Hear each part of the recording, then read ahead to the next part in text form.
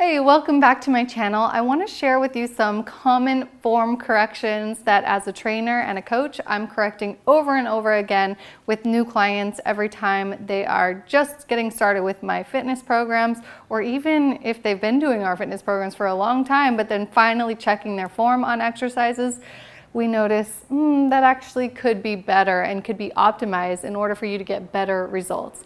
I always want you to remember there's no such thing as doing something wrong. I mean, if you're even working out in the first place, that's incredible. That's great. That's something to be celebrated. It's just like the mindset of how can we do this better in a way that's even more effective. So don't think of this in terms of right and wrong, but just like, that's okay, but this could be even better. I keep my focus heavily on what's most effective for you, because who wants to spend all day in the gym or weeks after weeks and months after months of training but not getting the result? Nobody wants that. I want you to get incredible jaw-dropping results as fast as possible. So optimizing your training efficiency is the #1 way to do that. And this is why you see the clients that invest in working with me have the most jaw-dropping, amazing transformations, because I've actually looked at their form, optimized the way they were doing things, and that's why the results are so phenomenal. So today I'm just going to give you a few examples. Let's do 4 exercises today that are very common ones that you'll find in a lot of our programs that are commonly done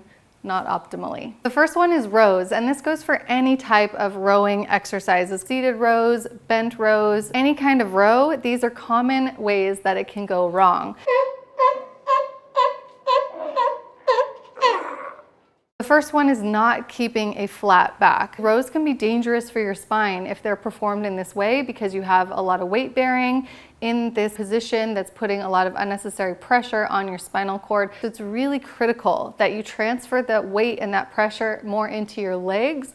Hinge deeply at the hips and keep your lower back super flat if you're in this bent over position. But even in a seated position, again, your spine really needs to be straight for you to do this in the safest and most effective manner. Another one is the shoulders rising up towards the ears. Now this is dangerous because it puts a lot of unnecessary stress on your neck, and it really tenses your trap muscles, which are gonna make you feel really stiff and tight in a not good way, and then it also misses the mark of training your rhomboids and lats, which is what you're really trying to accomplish with any rowing exercise. The shoulders should not be elevated at all. If you feel stress and tension in your neck, that means you're not doing it optimally.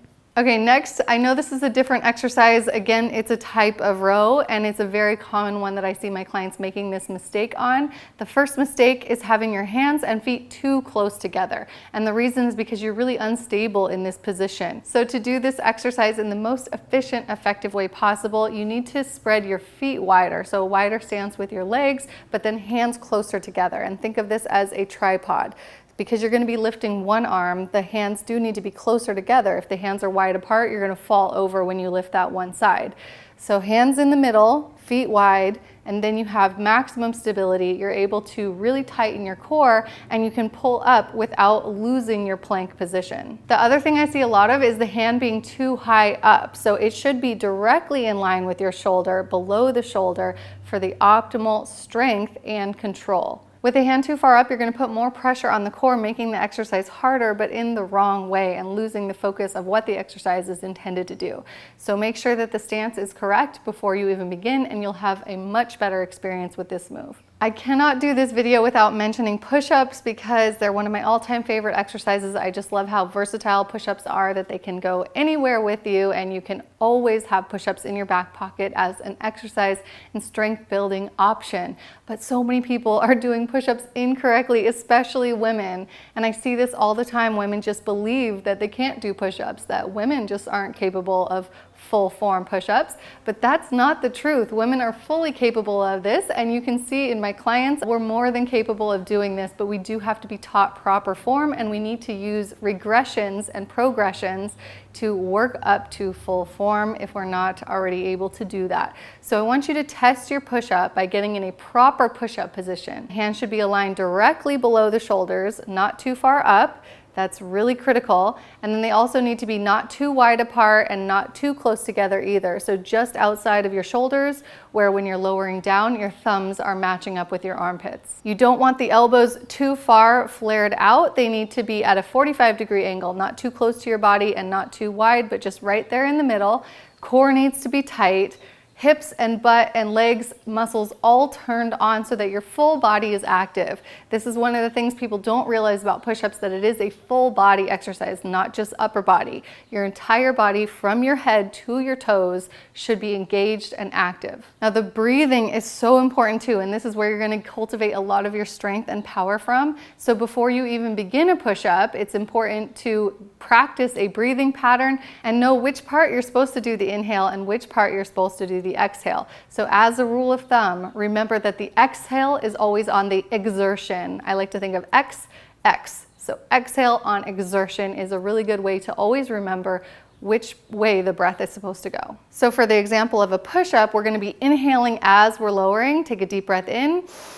Exhale as we push. That's your breathing pattern. Inhale, lower. Exhale, push. Okay, just one more exercise. This is a common one, and it's so critical for your long-term knee health to do this the right way instead of the wrong way. The exercise is step-ups, or any kind of stair climbing. Anytime you are stepping up onto a platform off the ground and then lowering back down again. The lowering phase is so important to be controlled. I see people all the time doing step-ups in a way that they're really jarring their knees. So up quick and then landing hard on the ground. And that's the kind of impact that is really damaging to your knees and not helping you with your strength. So instead of thinking of step-ups as step-ups, I want you to change your mindset towards them and think of them as step downs. Control the lowering phase of this, and then the up can be quick, but the down should be really slow and controlled, almost to the point where you don't even land on the floor at all. I actually like to do these where I just tap the ground gently and then come back up to the top so that it's building constant tension on that working leg. There are all kinds of different step-ups, but this is critically important when you're using weight and you have a heavy load that you're working with. You definitely don't want to be jarring on your knees and creating that harmful and unnecessary impact. Okay, so just remember that there's a difference between doing workouts and just checking the box and doing workouts effectively. And if you're not feeling like your workouts are effective and you're not seeing the type of results that you want to see in your body, it's usually a clue that things could be improved, and you do need to optimize the way you're doing the exercises and the mindset you have around them. Mindset is everything, and when we approach our training with an eagerness to improve, optimize, become better in every way, that's when we get the most incredible results on our body. So if you're ready to make this kind of shift and say goodbye to workouts that just aren't doing it for you and start doing workouts that actually do produce a result, I can help you with this. I left my email in the description box below, and you can send me a note. Let me know that you're ready for some coaching and some training and to really shift your mindset into a more effective, more optimized fitness journey. I'll see you at the next video, and in the meantime, keep living lean.